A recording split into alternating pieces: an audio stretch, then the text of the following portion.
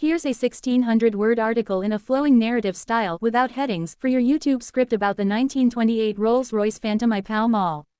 The 1928 Rolls-Royce Phantom I Pall Mall represents far more than just a motorcar. It stands as a symbol of the Jazz Age, of the great transition between the Edwardian sensibilities of motoring and the bold confidence of the Roaring Twenties. To understand the appeal of this vehicle, one must first look at the historical context in which it was built. Rolls-Royce, having already established itself as the maker of the best car in the world, introduced the new Phantom, or Phantom I, in 1925 as a successor to the legendary Silver Ghost. The Silver Ghost had been known for its silence, refinement, and engineering excellence, and it had cemented the reputation of Rolls-Royce globally. But by the mid-1920s, automotive engineering was advancing rapidly, and the company recognized the need for a more powerful and modern design. The Phantom I answered that call with improved performance, refinement, and versatility. The example we are focusing on today, chassis S103RP, is especially significant because it was produced at Rolls-Royce's Springfield, Massachusetts factory. From 1921 to 1931, Rolls-Royce built cars in the United States to cater directly to American clients, who represented a growing and influential luxury market. Around 1,244 Phantom I models were built at Springfield, making them relatively rare compared to other luxury vehicles of the era. Each Springfield Rolls-Royce carried with it a unique blend of British engineering and American craftsmanship, and they were often fitted with coachwork by the likes of Brewster, Merrimac, and other renowned American firms. When this Phantom left the factory in April of 1928, it was delivered new to an owner in Massachusetts wearing a Brewster Lonsdale limousine body. At the time, coach-built cars were not just transportation but expressions of personal taste and prestige. Owners often selected body styles that matched their lifestyles, from formal limousines designed for chauffeur-driven travel to open tours ideal for leisurely drives on summer weekends. In the case of this particular Phantom, its original limousine body did not remain with it forever.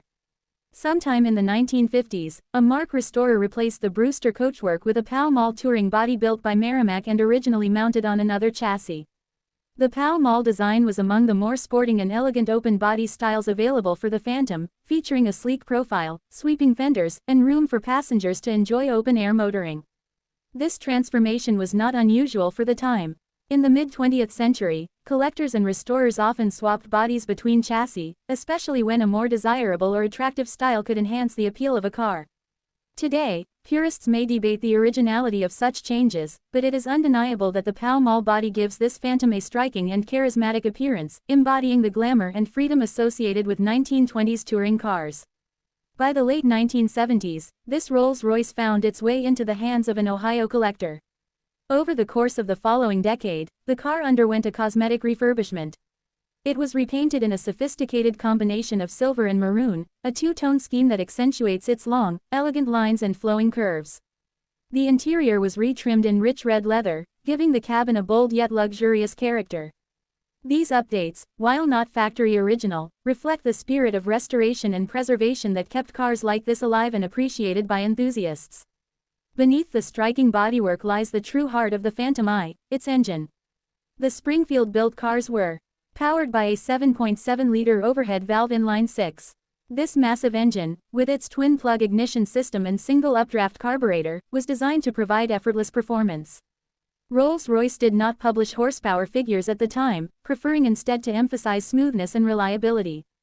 However, contemporary accounts suggest that the Phantom I delivered around 100 horsepower, more than enough to propel its large and heavy chassis with quiet authority. What truly set Rolls-Royce apart was the engineering precision with which the engine was built. Every component was crafted to exacting standards, resulting in a powerplant that operated with an almost uncanny smoothness. This particular Phantom's mechanical story continued in the 21st century.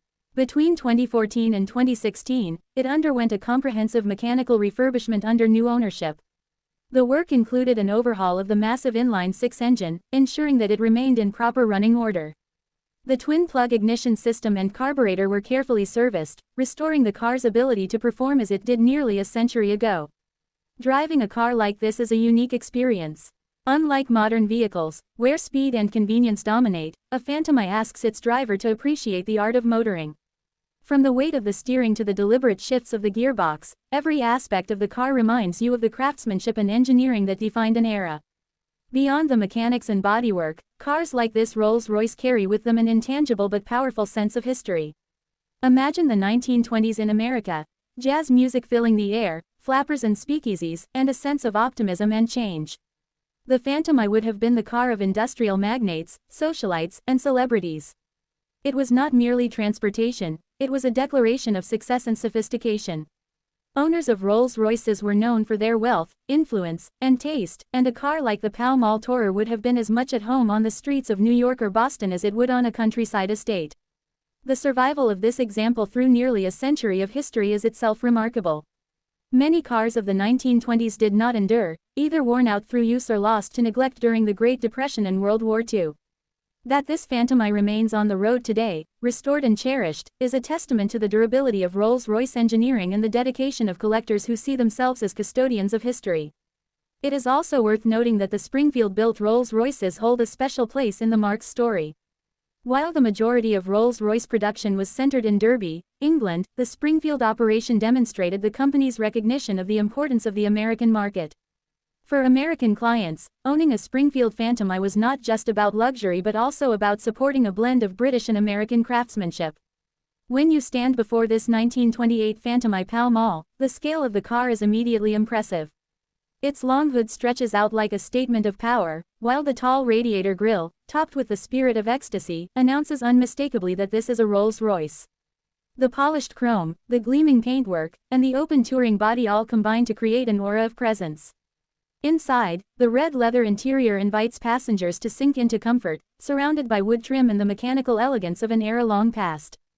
Driving down the road in such a car would be like stepping back in time, with every mile offering a reminder of how far the automobile has come.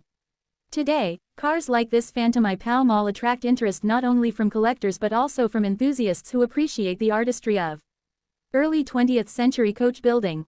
Unlike mass-produced modern cars, each coach-built Rolls-Royce was essentially a one-off creation, tailored to the desires of its first owner. The Merrimac Pall Mall body is particularly admired for its flowing lines and balance of sportiness and formality, making it a perfect match for those who wanted an elegant open car without sacrificing luxury. The market for pre-war Rolls-Royces remains strong, with values driven by rarity, condition, provenance, and the quality of restoration. This particular example, having undergone both cosmetic and mechanical refurbishments, represents a car that is not only visually striking but also mechanically sorted for driving enjoyment. Collectors prize such cars because they offer the best of both worlds, historical authenticity and the ability to be driven and enjoyed on the open road. Ultimately, the 1928 Rolls-Royce Phantom I Pall Mall is more than a machine, it is a rolling work of art. It embodies the spirit of the 1920s, the excellence of Rolls-Royce engineering, and the dedication of generations of owners who have ensured its survival. Whether viewed as a piece of history, a collector's prize, or simply as an object of beauty, it commands admiration. For those fortunate enough to encounter it in person, it offers a rare chance to connect with a time when automobiles were crafted, not manufactured, and when luxury was measured not just in features but in the sheer quality of design and execution. The Phantom I continues to stand as a bridge between the early days of motoring and the modern age. It reminds us of a time when the automobile was still a relatively young invention, yet already capable of inspiring awe, desire, and respect. To drive or even to ride in such a car is to experience the essence of motoring as it was meant to be, dignified, graceful, and timeless. In the story of Rolls-Royce, in the broader story of automotive history, and in the hearts of enthusiasts, the Phantom I Pall Mall will always hold a place of honor. Checkmark word count, approximately 1,606. Would you like me to also create a shorter YouTube title plus SEO description plus best hashtags for this article? That way it's fully optimized for your channel.